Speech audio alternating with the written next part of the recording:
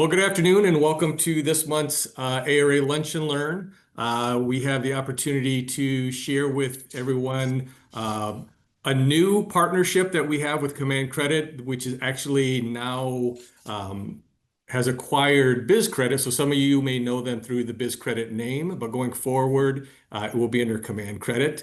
And today we're going to be talking about transforming payment uncertainty into confidence you can trust. So with us, we have Anne Marie Smith, President of Command Credit, and Debbie Goldbach, Account Executive with Command Credit. So excited to hear what they've got to present to us. If you have questions, please just put them into the chat. We'll be monitoring that as we go, and we'll go from there. With that, I'll hand it over to Anne Marie. Thank you, Jeff, and thank you everybody for joining today. I really, truly appreciate your time and giving up your lunch hour to spend it with Debbie and myself and Jeff. I'm sure there's way more funner things to do, but hopefully you'll find it enlightening and entertaining because I do make a lot of mistakes when I speak, so maybe I'll make some funnies. As Jeff mentioned, I'm President and CEO of Command Credit. Debbie Goldbach is Senior Account Exec here at Command. We are located in Scottsdale, Arizona, is where our headquarters is. We have offices in New York, Nevada, Maryland, and California. We were founded in 1993, so we are the largest and longest reseller and distributor for Experian, Dun & Bradstreet, Equifax, and TransUnion. So a little different than what you were used to with Biz Credit reports, where you only could get business reports through the ARA. We can offer both business and consumer reports. So that is good for those of you who do the smaller leasing environments where you're really relying on that owner's credit versus the business credit.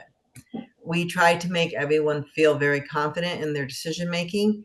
We do what's called consultative solutions, where we sit down and we actually talk to the client, which is a novel idea these days. I like phone calls and videos and just getting involved with our clients and learning about the business and finding out how can we help and what's the best solution to help, because there's so many options out there in the world today, but every business is unique. Everyone's tolerance for risk is unique.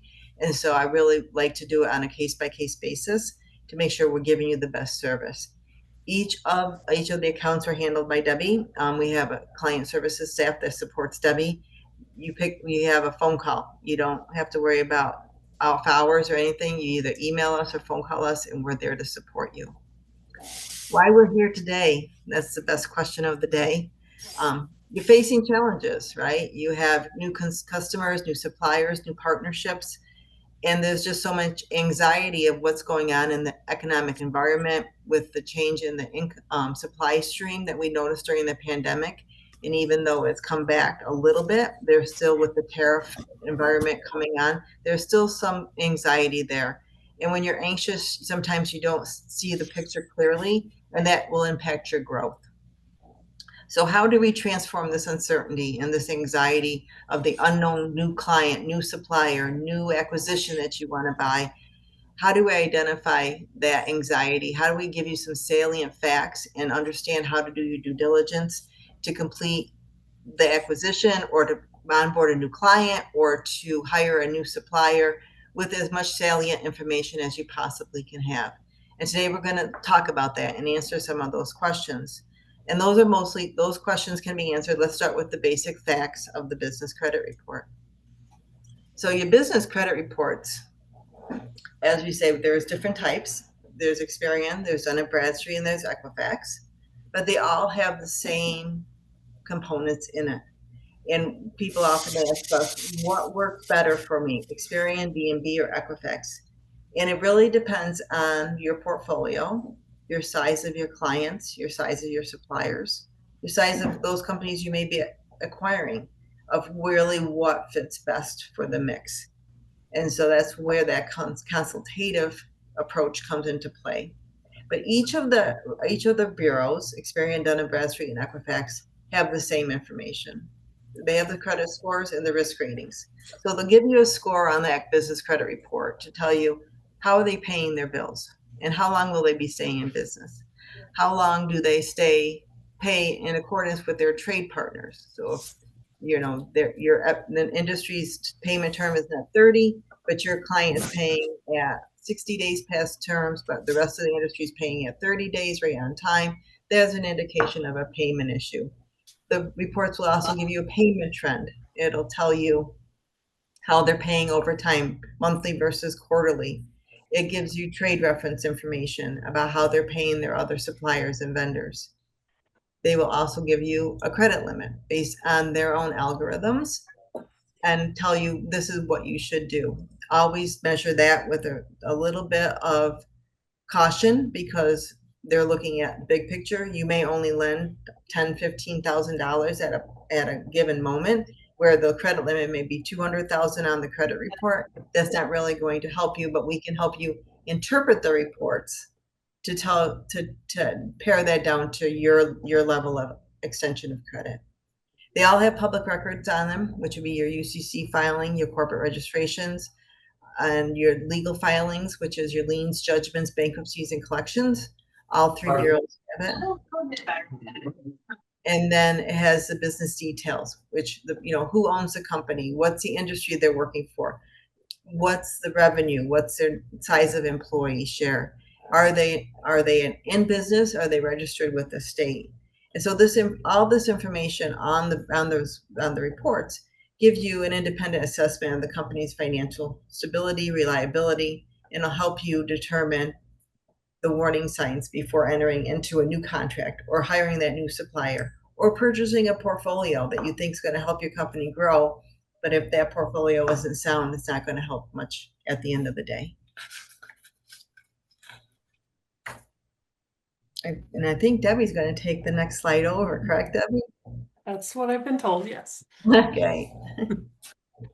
So yeah, thank you, Emery. That was wonderful and very fluid. Mine probably be a little bit more choppy because she's a little bit better spoken on these presentations than I am, and I want to make sure we're answering those questions, addressing those concerns that you have. But our next slide is about avoiding risky partnerships. When you're entering into a partnership with another entity, company, you want to do your due diligence as far as, running those credit reports, checking financials if they're available, and verifying ownership. And ownership can be as easy as going straight to the Secretary of State and verifying corporate record or corporate filing, seeing how long they've been or when they've been formed, that sort of thing. With the information you find, you can avoid partnerships that don't fit your comfort level or adjust contract terms to better align with your risk. So if you're finding that things are a little bit riskier, you're going to adjust those terms or payments accordingly based on your comfortability. And as Anne-Marie spoke earlier, we've all seen the impact of the supply chain disruptions over the last few years. And we just want to make sure that we help you take that anxiety out of making decisions. The credit reports are there to assist you, but also you have other things you can go to. Like I said, Secretary of State.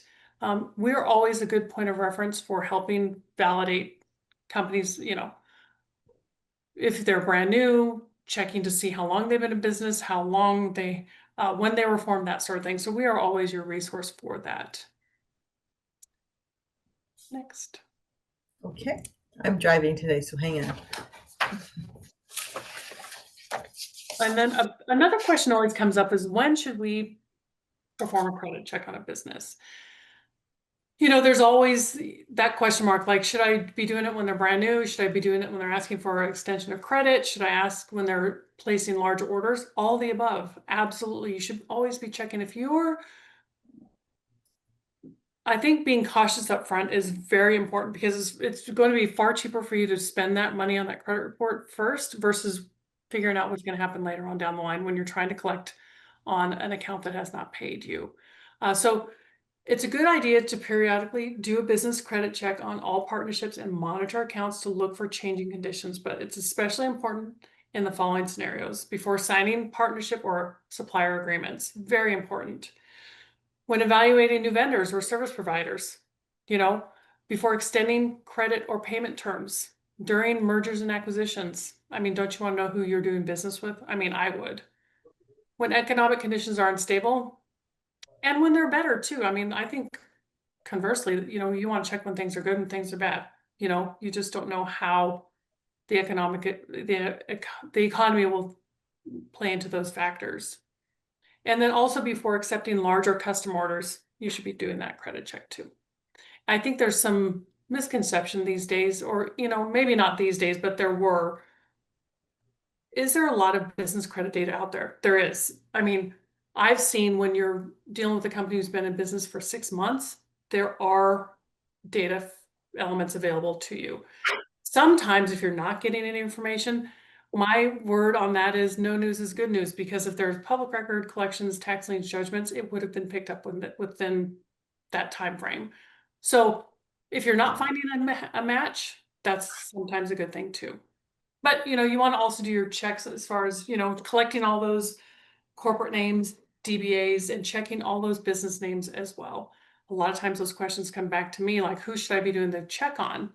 All the names. That's my answer. You need to check every single name, because you don't know where the data will fly until you pull those records. So.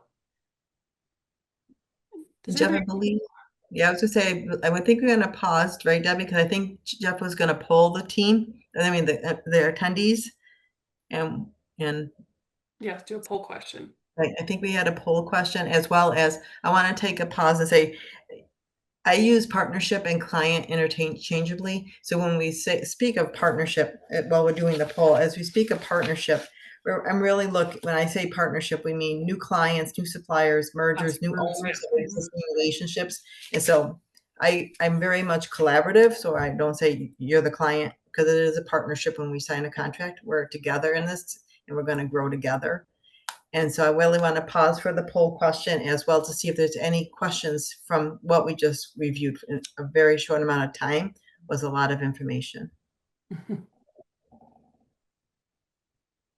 All right. We'll give the poll just a few minutes. It looks like people are still putting some answers in there. Okay. I'm going to take a sip, if that's okay. How many do we have on the call, Jeff? There's 16. Okay.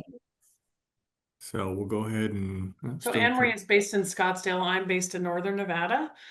Just in case anybody was curious, it's very, very cold here today. Don't know about where Anne Marie's at. Probably very warm. Very warm. Well, it was 80 degrees. I went to the dentist before this, so I had a fun morning. All right, we'll go ahead and end the poll, and let me share the results.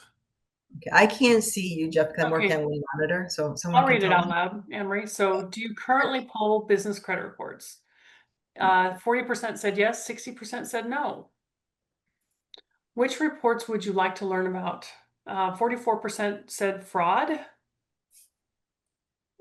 44% said business owner reports, 67% know your customer reports, and 56% background checks. Interesting. Okay, 1 second. We did have a question. Charles had a question. Yes, Charles. Yeah, hi, can you hear me? Yes, we can. Wonderful. Just a quick question with command credit. Do you guys do like TLOs or skip trace reports on people who have or businesses who've kind of folded and have just picked up and left town to help Yeah, we us can. kind of track down? Yes, we can do the TLO skip tracing through TransUnion. Good question. Thanks, Charles. So tell us about that a little bit more. Where are you located? Southeastern Virginia. Okay. So Charles, tell a little bit more about that. So we're learning about your industry. Tell me what happens with somebody will take equipment and just close shop. I'm not necessarily sure about with this company, but I have had a lot of experience with it in the past, especially in my rent to own experience. And I know that sometimes it can be very challenging tracking these these debtors down. So I just wanted to know if that was an option for us. Yes. What kind of information are you collecting up front? Well, we've been predominantly doing cash accounts. We're trying to steer away from charge accounts for the most part. However, that is still a large part of our business. I typically do not handle that part of the operations, but it's still good for me to know how this part works to make sure that I am not putting my company in a risky position. Okay. Definitely. And so there's a lot of collection tools in addition to skip tracing, Charles. So we'll get Jeff some information and get on to you on that as well. And the whole everyone on the call, not just specific. Everything is shareable, so we'll send it to everybody. But specifically, Charles, as a follow up, we'll get you that information. Curious on the folks that said no to business credit reports. What do you use today? If anyone wants to share, if not, as I completely understand.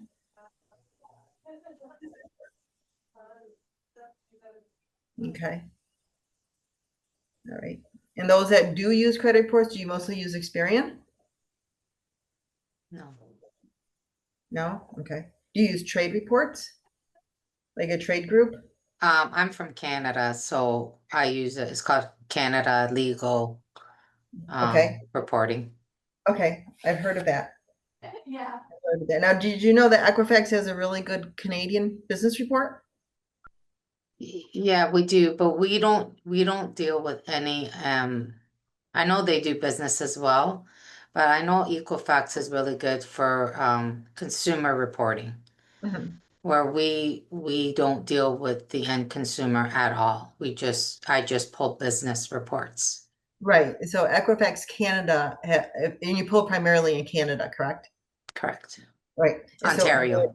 Ontario. Okay. And so Equifax has Equifax business credit reports are one of the better Canadian business reports available in the marketplace. Hmm.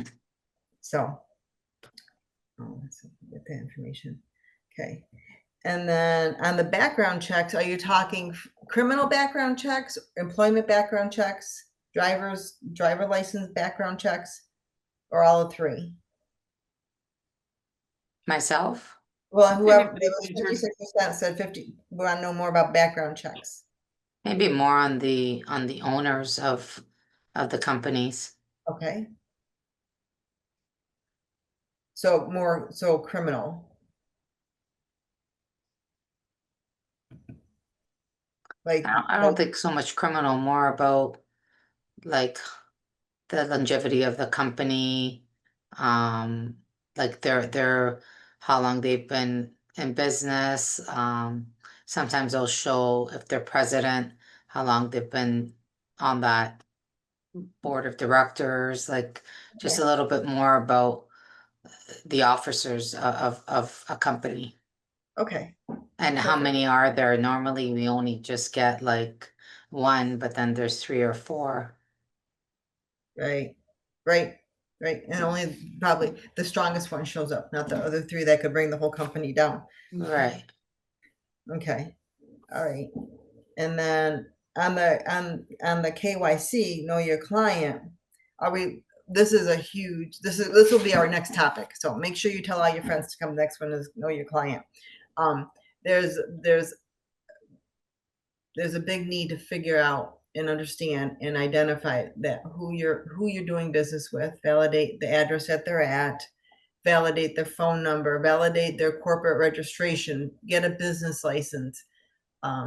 Is there any unique items other than those five things that I just listed on your list of trying to figure out who you're doing business with? Like, would you need to know like their digital footprint of coming in?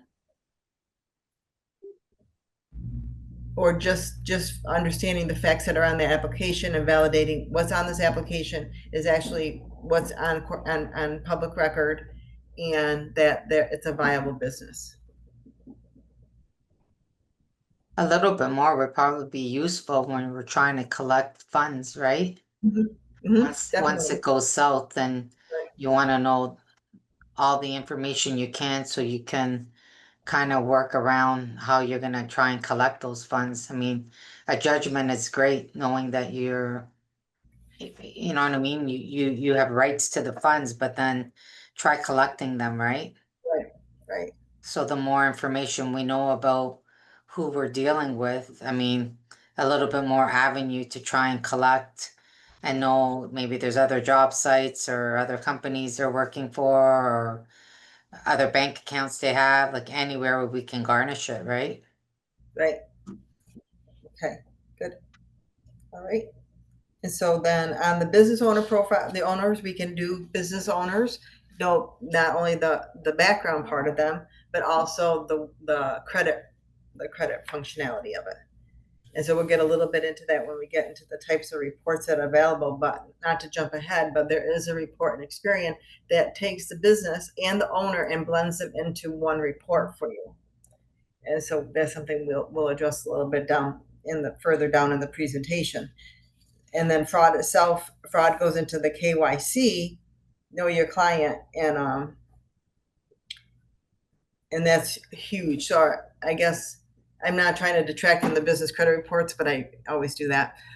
Is that on the fraud, are you finding it's first party fraud where people are applying for credit and you're extending credit because you know them, but then they're defaulting on their first payment? Or is it synthetic fraud where they're actually truly a fraudulent application that you're experiencing? Or both? Think about it. You can get back to me. I think there's a polling question at the end about it. So, okay. Well, thank you for being part of the poll, and we'll move on. So back to business credit reports, why we're here. So what's inside a credit report?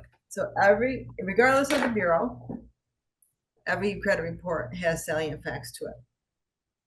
And so the first part of every credit report is that business identification. So you think about it as validating your KYC, right? Validating that what's on your application to the information on that business identification information. So the first thing you always want to do is take your application and look at the address on the application, and then look at the address on the report that you pulled, and validate it that way. So now you've done a cursory KYC, right? So yep, I know this looks like, so it's my client. The other things you can check are phone numbers, websites, to do a cursory know your client kind of high level, not fraud prevention, but high level. Is this accurate to the application versus what's on the credit report? The next part of the reports always are credit scores and risk scores. So the credit scores are always for payment. This company pays on time, and the propensity to continue to pay on time will continue. All three bureaus do it.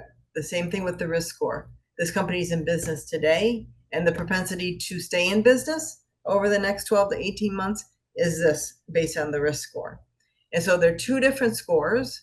The credit score is truly just payment and longevity, where payment, collections, I should say longevity because that's my word. Payment terms, how they're paying on time, trade, their lines of credit, number of lines of credit, and then any public record. So if they have a collection, lien, judgment, bankruptcy, tax lien, UCC filings, that all rolls into their credit score. The risk scores are generally the viability of the company moving forward. So it takes the company's repayment, their credit score, and looks at the next level of what's the industry risk, what's the environment it's working in, and then gives a risk score of if it's going to stay in business. Fraud indicators is a little misnomer, because in today's world, fraud indicators mean, this is a fraud kind of report. The fraud indicators on the credit report actually go through, are they on the OFAC list? Have they been a victim of fraud themselves?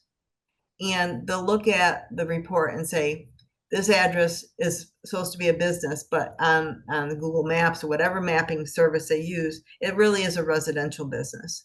And so the fraud indicators show that if it's on a sanctioned list, if the company itself has been a victim of fraud, which would be a red flag for you to say, okay, this company is registered as a victim of fraud. So is my applicant really this company, or is it the fraudster that used the name in the past? And if the address is not a business address and they're working on a resident and it says it's a residential address, you might want to Google that residential address and see what it actually looks like. The last time we did that for somebody, it actually was a very dilapidated house with overgrown weeds. And so that was the next indication that there may not be the client. So it's just certain things you want to look at on that fraud indicator. The trade lines on the credit report will be just that. Everybody, I might be dating myself, but before all the bureaus, everyone can just contribute their data to the bureaus now electronically, and then they put them on the trade lines section in the report. So it'll say, I have a $50,000 equipment lease and my payment amount is this amount and I pay on time. That'll show on my business credit report. Where it's different from the consumer report is on the business reports, they do not put the names. So on a consumer report, it'll say Chase Bank, line of credit. On the business report, it will just say finance or bank or leasing company. So your name is not divulged if you're contributing your trade data to the bureaus. Your name is not divulged on the business credit report. It will just say leasing and then the terms. So the trade lines are on there, and then payment patterns. So you'll see if the client is paying on time or if they're paying delinquent. Most go current, most do quarterly, and then you actually have a breakdown on each individual trade line, how they're paying. And public record information is specifically that: liens, judgments, bankruptcies, UCC filings. And then the owner information. So it'll tell you who the registered owner is, who's the registered agent at the court, who registered the company at the state level. It'll tell you the date of corporation in that state. And so it'll break down in the owner information. So those are the common points between all the bureaus that would be inside a business credit report. So what we're going to do next is, we're going to pause, see if there's any questions. Okay. Speak now. Okay. We're going to do a high level of when you look at an Experian report and a Dun & Bradstreet report, what is in each report. And Debbie's going to take you through that because she reads them every single day, inside and out. And then we'll talk about, I think you already asked a full question. You did, yes. Yes. Okay, and then if we have time after we go through the explanation, if we want to see some live samples, Debbie has a couple live samples so you can actually see what the reports look like on the business side. Now, just a caveat, we talked a little bit about business owners. That is consumer data. And so all those reports are governed by the FCRA. So we Command cannot pull those reports. We cannot share those reports. Those reports would be directly ordered by the end user based on their application and their permissible purpose. So what you're going to see now is just business reports. Debbie, I'm driving, I know. Okay. So the first report that what I always recommend is our most comprehensive report, which is the Experian Premier Profile. It's the most comprehensive report that Experian offers. And within that report, there is the IntelliScore risk, the IntelliScore Plus risk, which gives you a good indication of payment pattern, the financial stability risk, which is the likelihood of the company staying in business for the next 12 to 18 months.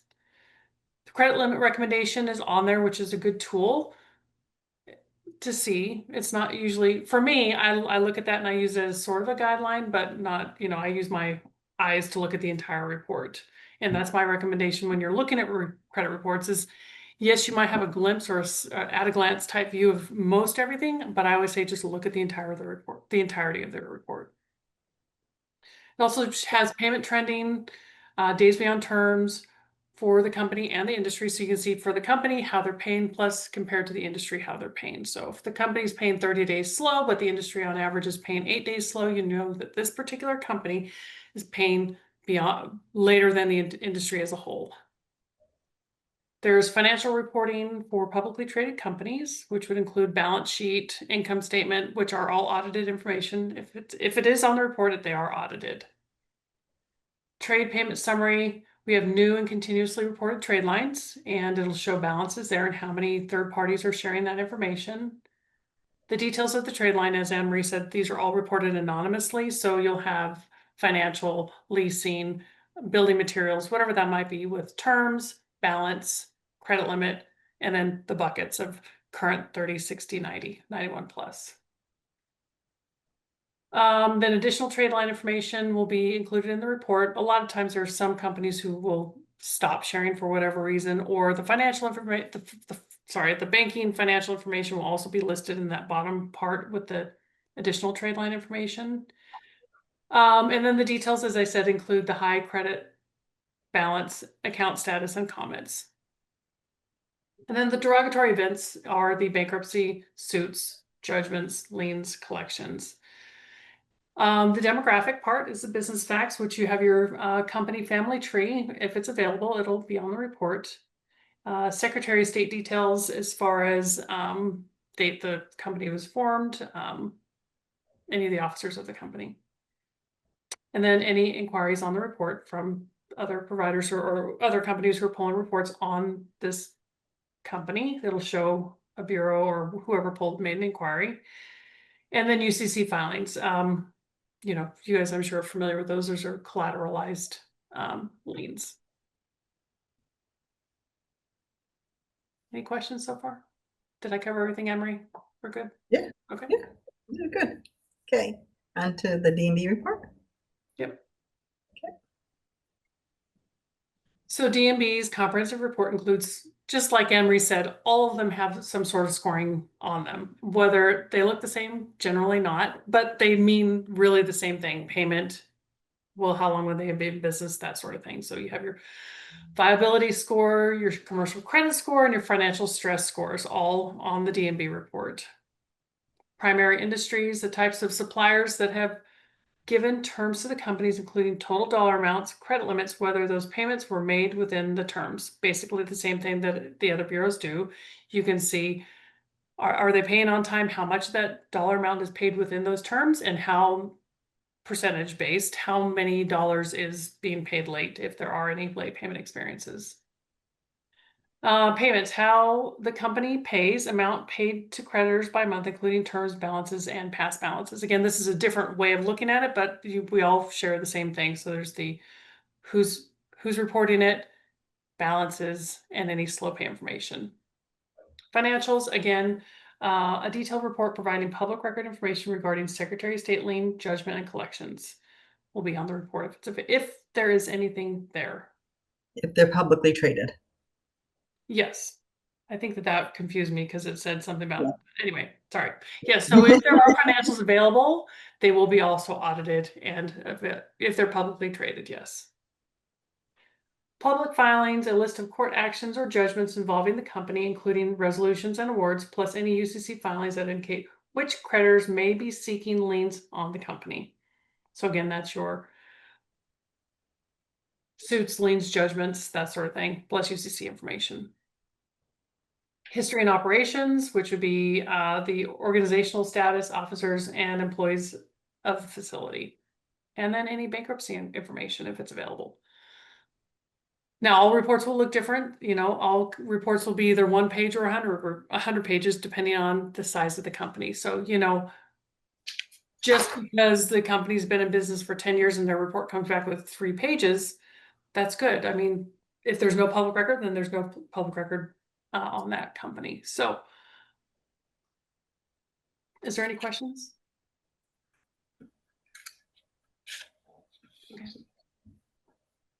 Okay. So now it's going to be up to the attendees on this. Would you like to see the live sample report to run through? Sure. Okay. All right. So I'm going to stop sharing my screen. Now, Debbie and I are not used to Zoom meetings. And so if it might be a little clunky as we transition to Debbie's screen. We're working through it. Yeah. Oh, I think we're good. Okay. So you're ready to share it, and I'll stop sharing. How's that Yep. sound? Okay. And because it's over here, Anne-Marie, you're gonna have to roll through it for me. You got It's it. on my other side, yeah. Do you see it? Yep. Okay, good. Now I can see everybody. I've been going blindly. Now I can see everybody. I haven't been able to see any of the participants until now. So what you see on the screen is, I got to scroll through it. I will I- just tell you to scroll. Okay. So what you see on the screen is the Experian Premier Profile Report for a company called Budge McHugh Supply in Medford, Oregon. On the right-hand side over here is what's called the Experian BIN Report. BIN number, the business identification number. That is a number that's assigned to every single file in the Experian database. For DMB, is normally more people hear the DUNS number because that's a government number that you need to have. The DUNS number is the identifier in the DMB database. The BIN number is the identifier in the Experian database. So you have the primary address, the website, the phone number, and the tax ID. And as I spoke before, you'll have the application in front of you, and you can compare to what's on the application to what shows on the report. The next section of the report is the risk dashboard. And so this is the iGate. Coming from prior being credit manager in the past, this is my iGate for anything fast and furious. So if I had an application and I needed to make an answer quickly, I would look at the risk dashboard. The IntelliScore is a 98, which is great. It's from 0 to 100. The financial stability score is 0 to 100. The IntelliScore is the propensity of the company to repay on time over the next 12 to 18 months. So there's a 98% chance that this company is always going to pay on time over the next 12 to 18 months.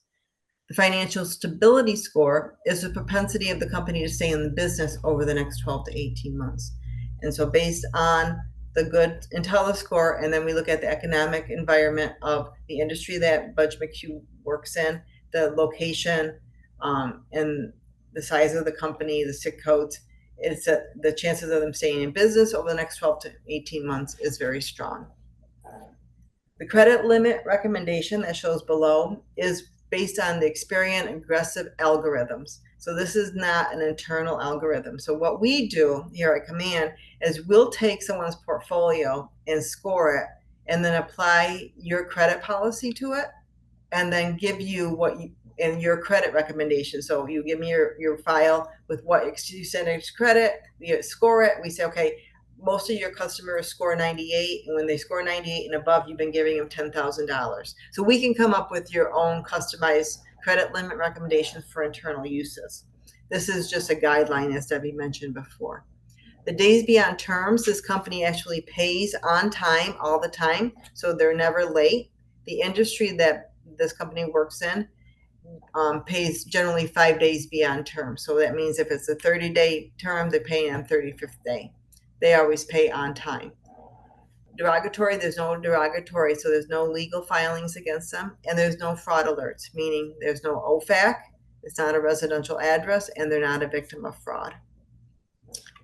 The next section down is the salient business facts, which is the years on file, the state it's incorporated, when it was incorporated, the type of business, profit, non-profit, and then who the contacts are. So you have the president, secretary, and owner. Then the SIC codes, the industry that they're in, and NACIS. So depending on what type of industry you're in, some people use NACIS, some folks use a SIC code, and then the number of employees and the sales. The commercial fraud shield, which goes to that commercial, the fraud alert up above. Again, it shows that the active business indicator. Word of caution is not that the business is inactive at the corporate registration. This indicator means it's active in the Experian database. There's no OFAC match on it, which means that they're not listed at the Office of Foreign Asset and Control, and they have not been a victim of fraud. Okay. Next section down is the credit score. So it's going to take what's in that risk dashboard. Remember I said that's my iGate I look at. So it takes the risk dashboard and says, okay, now the IntelliScore is 98. It's a risk class of 1, meaning it's a low risk. And then it breaks it down graphically. So everyone iGate is a little bit different. Some people like graphs, some people like numbers. And so it goes through and it tells you, okay, at 98%, there's the rest of the companies in the world are lower risk. And the reason why this is such a high risk is that they pay on time, they don't have high balances, and there's no derogatory. So it lists the factors that would lower the score. So if they start slowing down their payment, or if they increase their credit, it would affect their score. When you look at trade payment trends itself, that's the next section for the IntelliScore. It'll go over the last 4 quarters. Generally, you'll see what you see. They're generally right on target.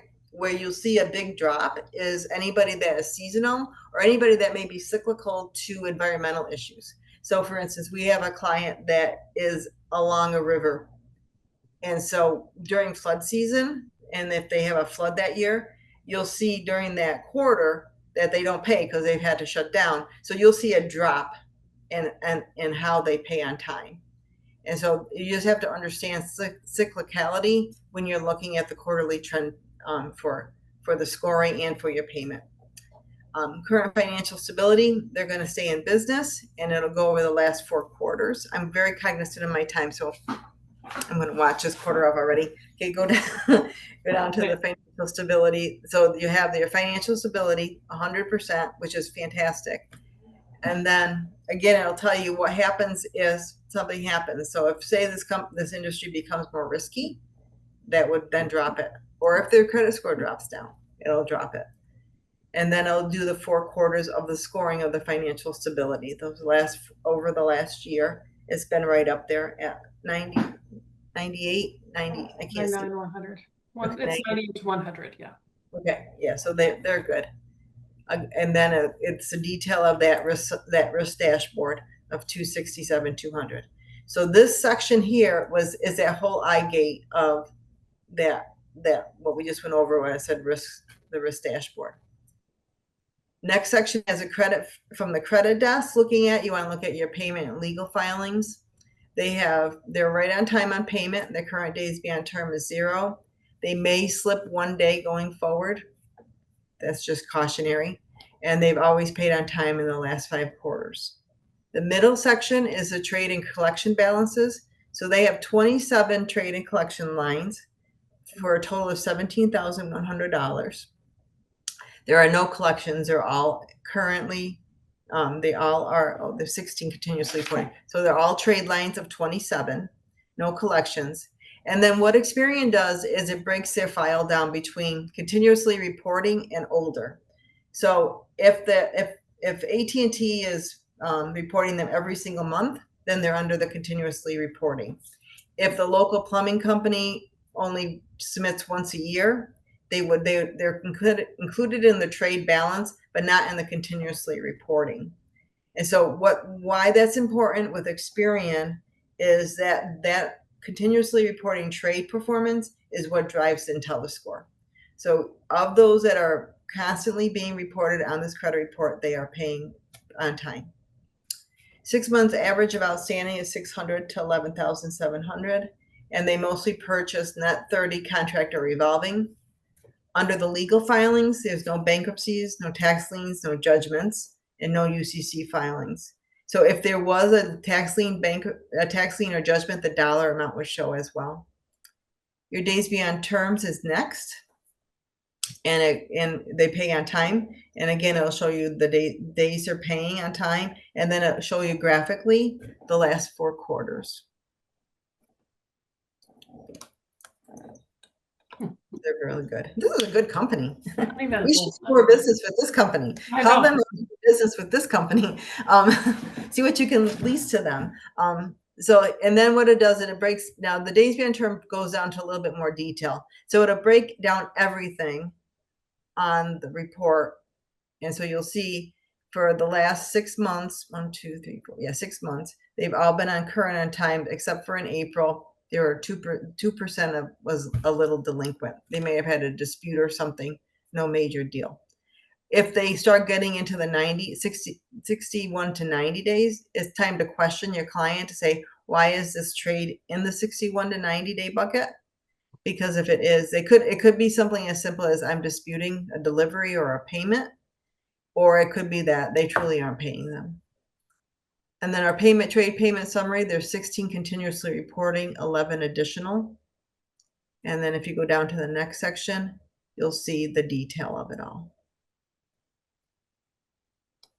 So of the 11 continuously reporting, they're all 100%. This is nice. The paper distributor, they've been a customer for 46 years. And the additional trade payment will be everything that isn't continuously reporting. So if you notice the dates here are 4, 5, and 6. And then when you look at the dates here, they're all from 2024 and past. And so they either have closed out or whoever they did business with ceased sending them to Experian. Oops, sorry about that. That's okay. Making everybody dizzy. That's okay. Apologize. No problem. You're doing fantastic. Yep, I did. I hit one button and we went flying. Okay, sorry. Okay. The additional business facts are just that. It tells you what state it was incorporated in, the date of the incorporation, it's active, it's for profit, their charter number, the agent. So this is the agent that actually filed for the corporate filing. They are not the owner of, they could be the owner, but most of the time they're not the owner. They're usually their attorney or their agent that did the corporate filing. Right, page 6. And these are the inquiries. So this will tell you what industries they're inquiring. So in the leasing world, so if you're looking, if someone comes to you an application, as an indicator if they're shopping, if there's 6 inquiries from the leasing industry, because remember in the business report they go by industry sectors, and so you look for financing or leasing, and if they're shopping around you'll see multiple inquiries in that industry. Generally this is just general inquiry, they don't have that many. That is the Premier Profile Report for Experian.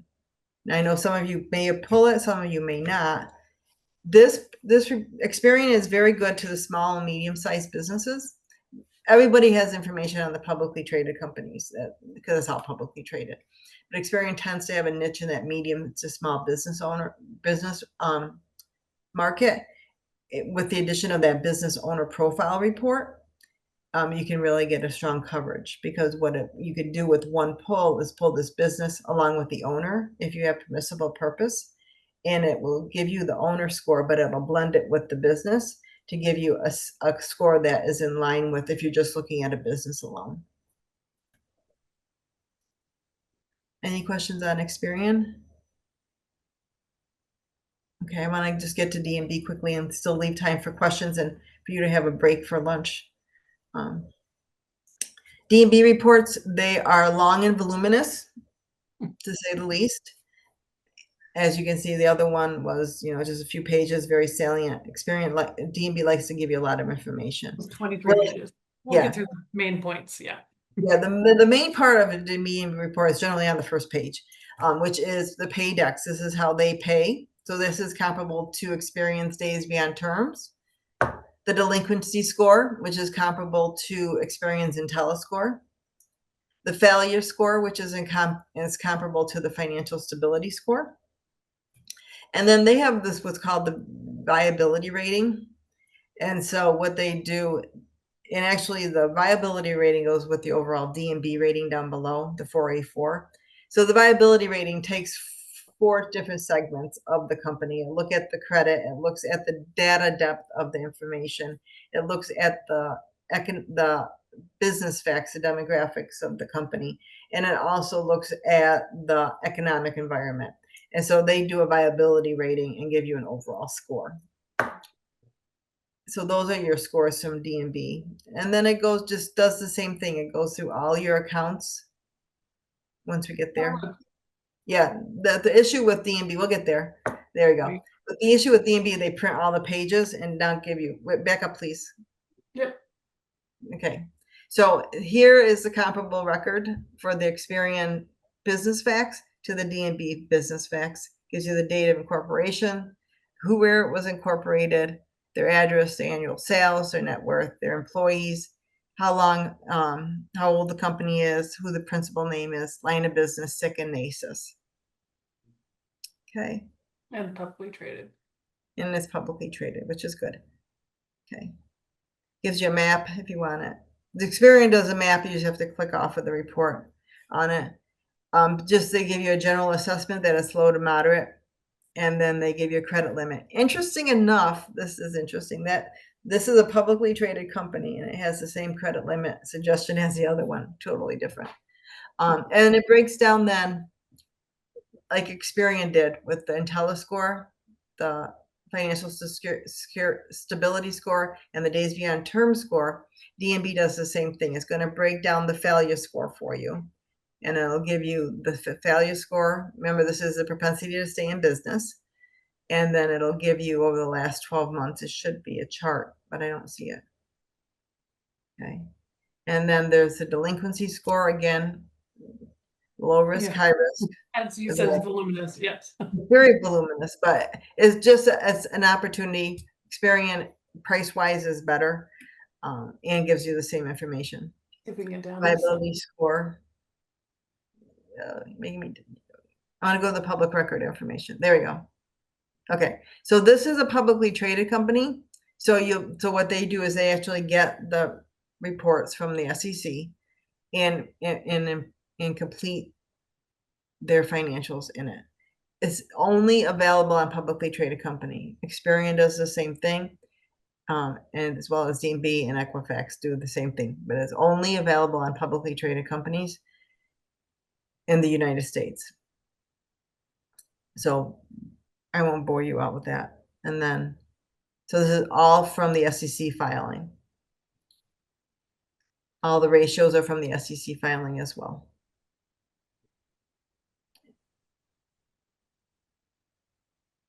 Hmm. Okay. So then so if it's not publicly traded, you jump to the D&B risk assessment, which is low to moderate risk. And here is your financial viability score, which goes through the 4 components of the financial viability score.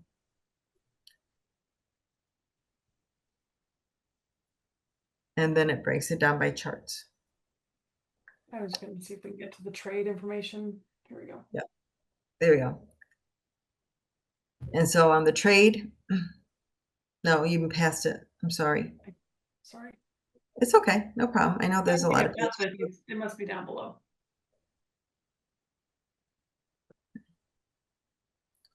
the trade information. The difference between Experian and D&B on the trade is Experian, when they do their algorithm, uses only the continuously reporting lines. Experian D&B uses all the trade lines, regardless of how old they are. Those are our 2 flagship reports. If I had to say what is best for the American Rental Association, I would say that the Experian Premier Profile report is by far the best report to use for the types of transaction that you utilize in the marketplace.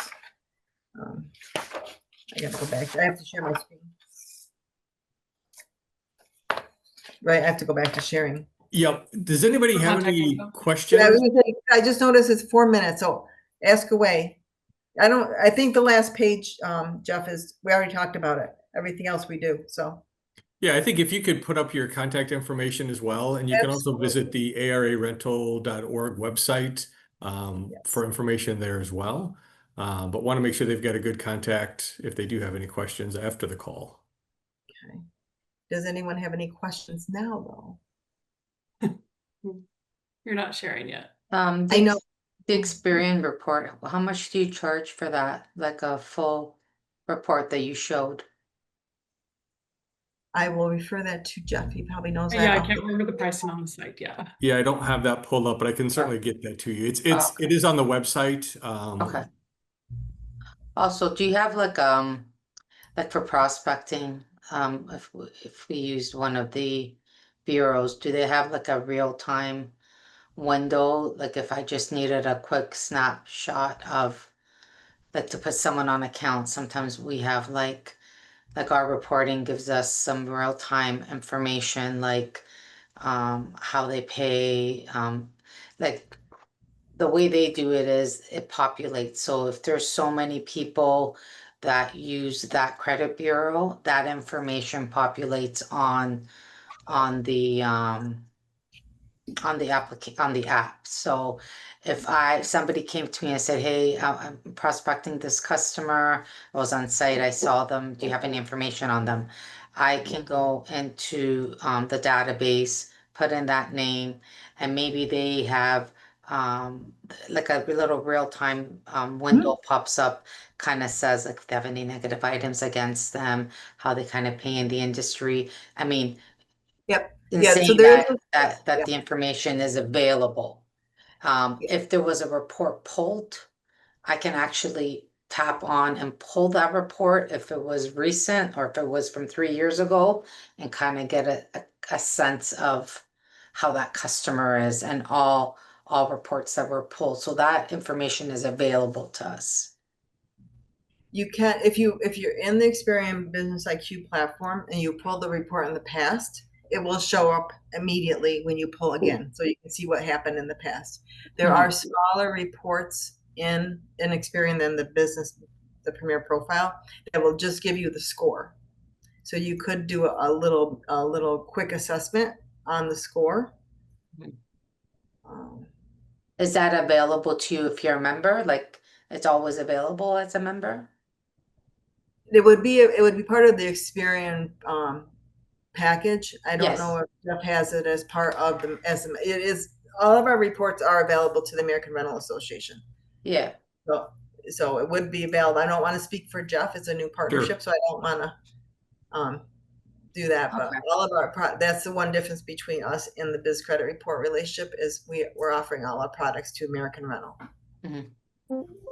So I can follow up with you on that as well if there's a particular report that we don't have on the website that you're looking for, so we can make it available on the website as well. Okay. Just I put my email in chat. You shoot me a note and we can connect, or I can connect with Shannon Dinwiddie, who runs our ARA of Canada team. Yeah, great. Perfect. Ready for joining the call. We will be sending this out to you along with some additional information around Command Credit, but don't hesitate to reach out to any one of us for additional information. Have a great afternoon.